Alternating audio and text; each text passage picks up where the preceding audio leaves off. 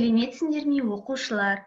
Бүгінгі сабақтың тақырыбы «Әжем мейірімді».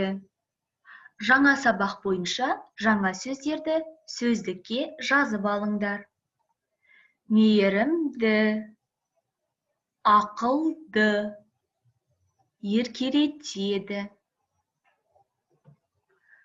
Оқылым тапсырмасы, бірінші тапсырма, 58-ші бет. Мәтінді оқы. Менің отбасым үлкен. Мен отбасымды жақсы көремін. Менің әжем өте жақсы адам. Оның аты Жәмила. Ол ақылды, мейірімді. Әжем мені жақсы көреді. Ол мені қозым, құлыным деп еркелетеді. Мен де әжемді жақсы көремін. Жазылым тапсырмасы, екінші тапсырма, 59-ші бет. Үлгі бойынша жаз. Әлібекті кім қалай еркелетеді?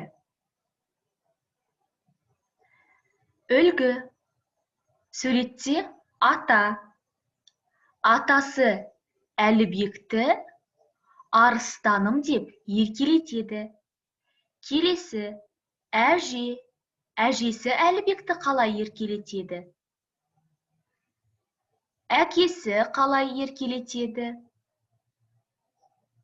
Анасы Әлібекті қалай еркелетеді? Үлгі бойынша жазамыз. Осымен сабақ аяқталды, оқушылар. Сау болыңдар.